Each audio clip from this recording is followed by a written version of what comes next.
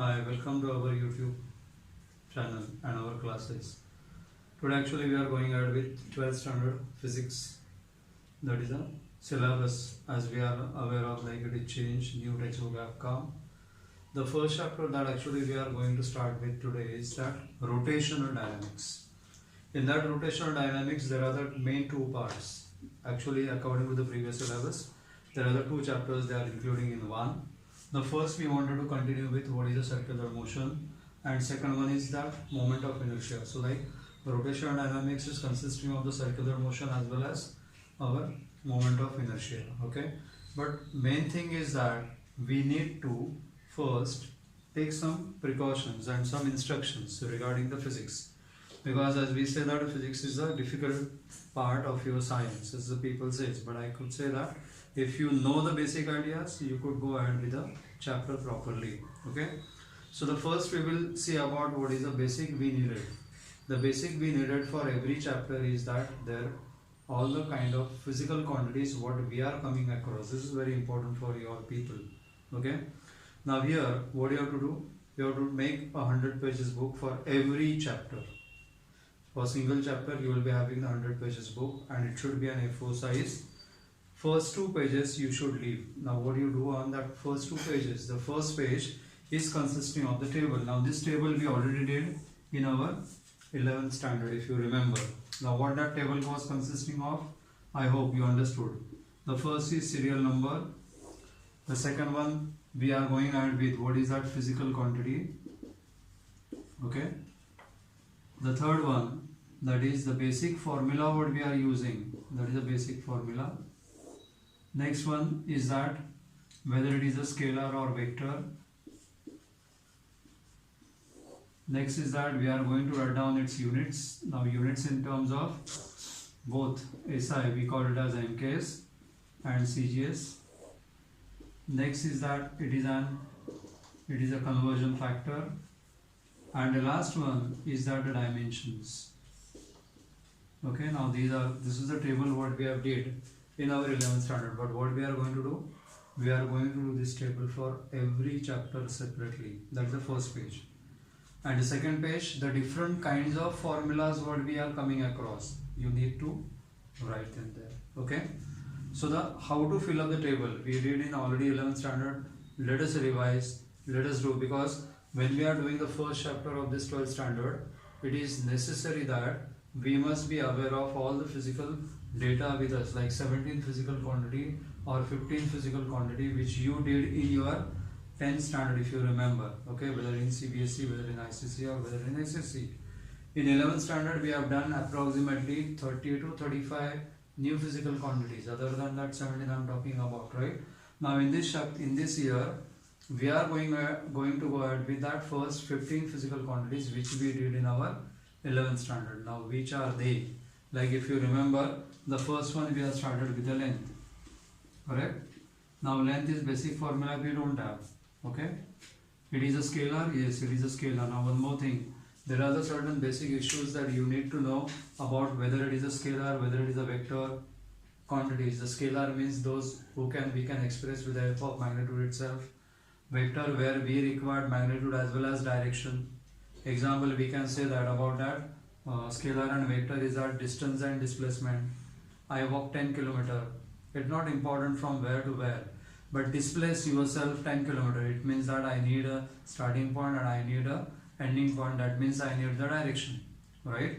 So that way we can say about that physical quantity whether it is a scalar or vector. So first physical quantity I entered today here is that the length, it is a scalar quantity. SI unit we used to measure, it is in meter, this is in centimeter.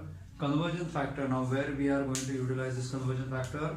This conversion factor we are going to utilize in our problems or numericals. Now what are the kind of numericals we are going to go ahead with? Is that 10 raised to minus 2, because 1 meter is equal to 100 centimeters. So we are going to express that 1 centimeter is equal to how many meters? So reverse way, right? And the next is the dimension. You remember it is a L1, M0, T0, right? The second physical quantity we can consider it as mass. No formula. It is again a scalar quantity. It is measured in terms of kilograms, grams, 10 raised to minus 3, L0, M1, T0. Next is that the third is time. Then we are saying it is an again scalar quantity. It is measured in terms of second, 10 raised to 0, L0, M0, T raised to 1. Now here I have written 10 raised to 0 means actually there is no any conversion factor for MKS to CGS for time. Next is that we can say it is a displacement. Okay. Now displacement basic formula we don't have, but it is a vector quantity. What are the units? Meter, centimeter, 10 raised to minus 2, L1, M0, T0. Now magnitude of displacement is the distance. This we already did in our 9th standard, 10th standard, 11th standard and further. Now you are going to add all the physical quantity which are there in your 10th standard. Okay. Now we are just coming back to our chapter, that is a rotational dynamics. I hope now this table you need to draw for every chapter separately. Suppose next time I am going to start with mechanical properties, either I am going to start with electricity, electrostatics and so on. So there you have to, don't have to write down all these physical quantities, but which are the basic requirement of the chapter, you need to write them separately so that it will be handy for you, because there are the total number of dimensions that you are going to study for your JEE, for your NEET, for MST CET are approximately 200 physical quantities or 200 new dimensions, units and also on. But if you take the chapter wise 10, 15, 10, 15, 10, 15, it is easier for us to understand the concept. I hope you understood what is the basic requirement of today's physics we need to go ahead with, right? Just have a look at it.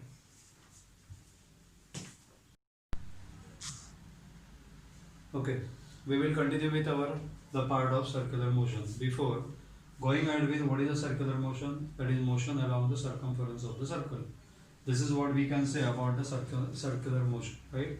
Now circular motion has got a property. Now if you have that my Google Slides with you, and I told you before sitting for my lecture or when you are observing or viewing my lecture, then before that you try to read that Google Slides and your chapter, then only you are able to understand what I am talking. Otherwise there will be a miscommunication between you and me. Okay, this is very important. So here we are starting with today what is a circular motion. Motion along the circumference of the circle.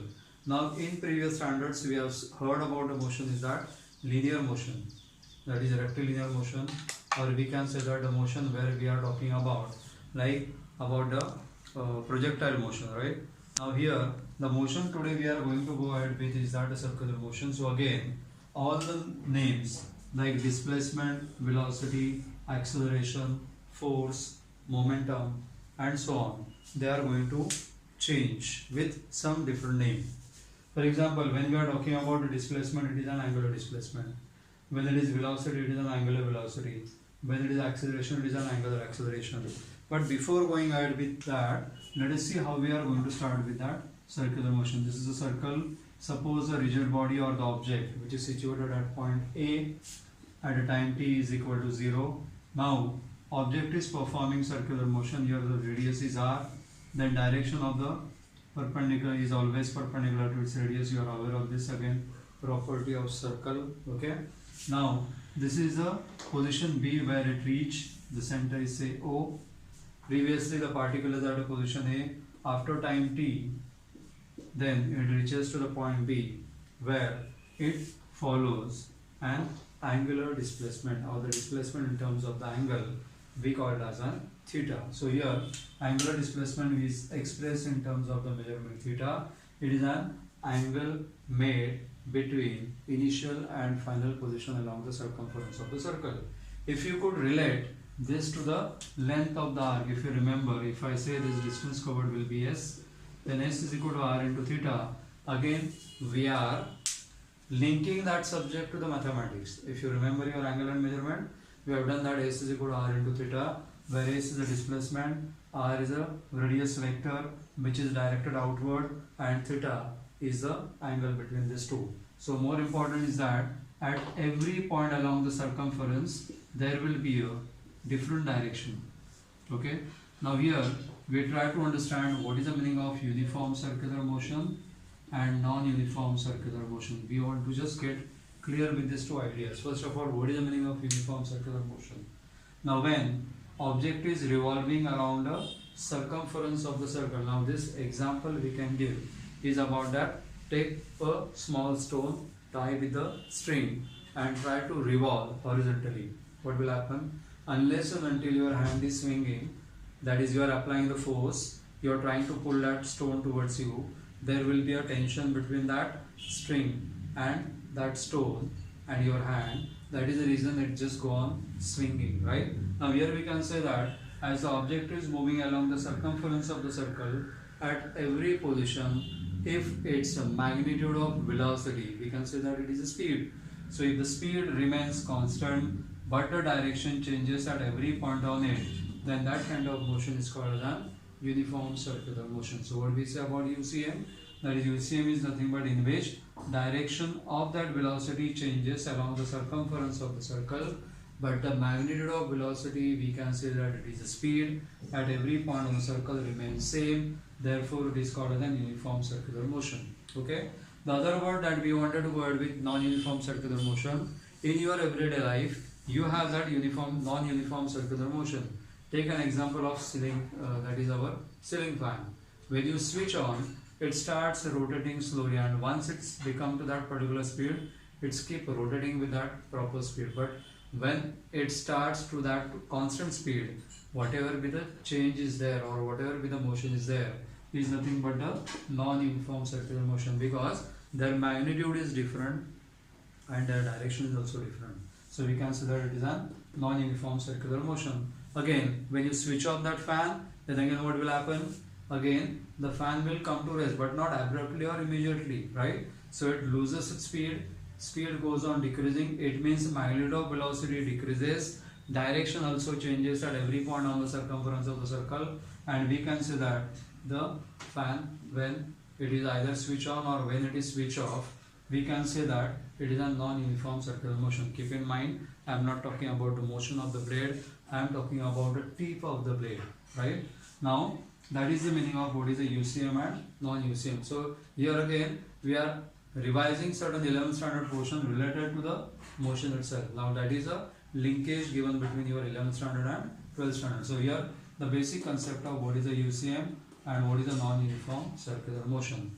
Now next we are going ahead with what is the meaning of the angular displacement, as I told you. Then meaning of angular velocity.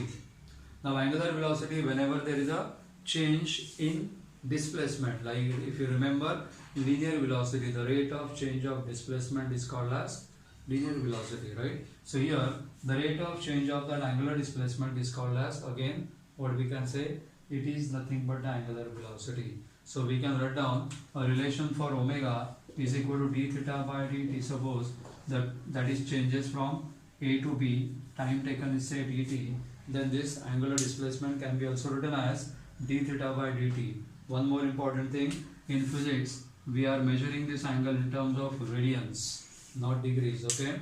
So here angular displacement, we write down its unit as radians, but radians doesn't have an, what we can say, any symbol that we can utilize in that 7 physical quantities which we consider. This is very important. So therefore angular displacement, we can say that it is a dimensionless quantity. It is a dimensionless quantity. But when we are going with what is the angular velocity, it is again radians per second. This is very important. It is radians per second, or we can also written as radians second raised to -1. Okay.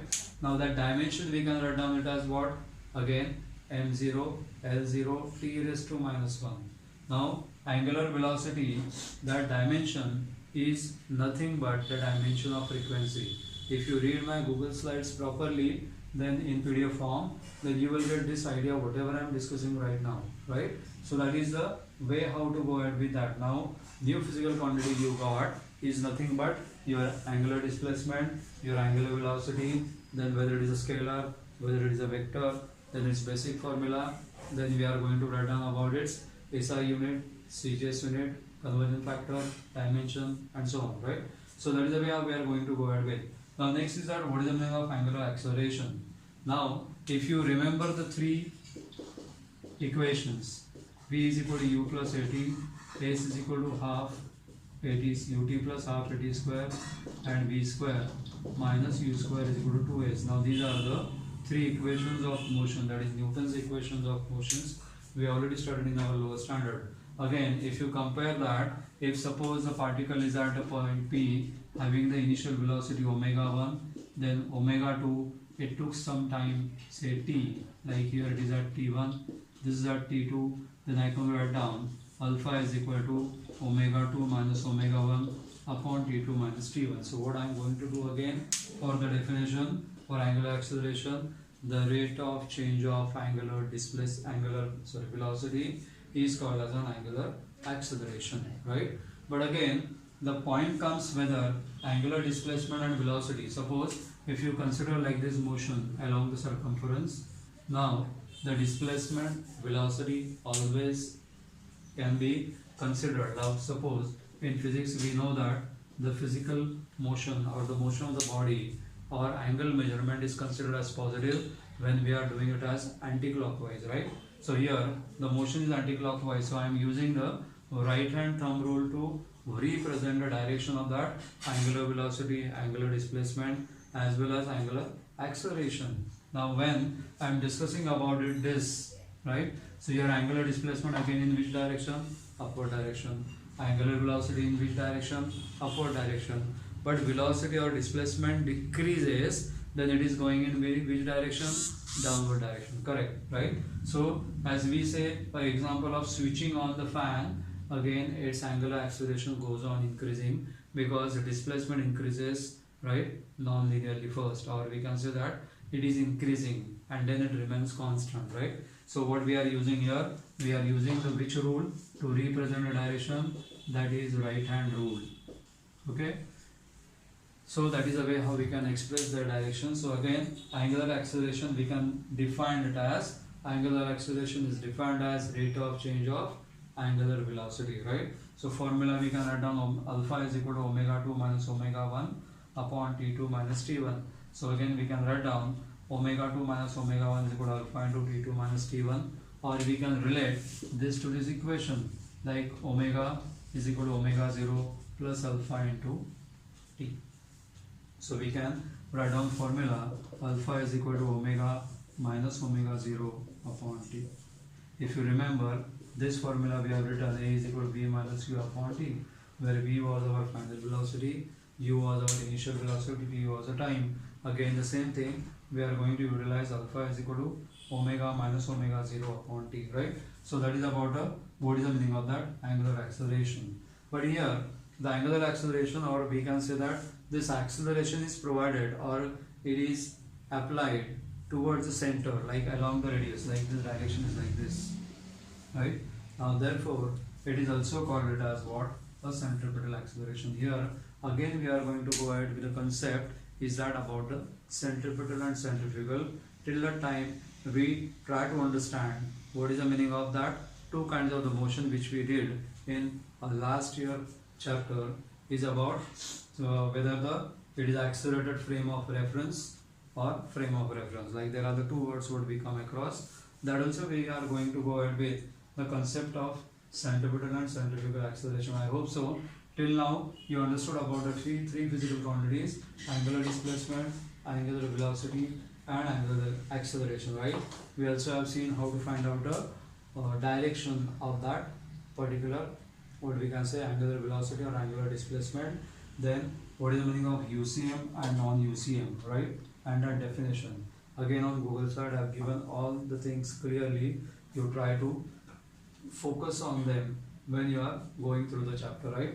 Just have a look at it, then we will go ahead with centripetal and centrifugal acceleration.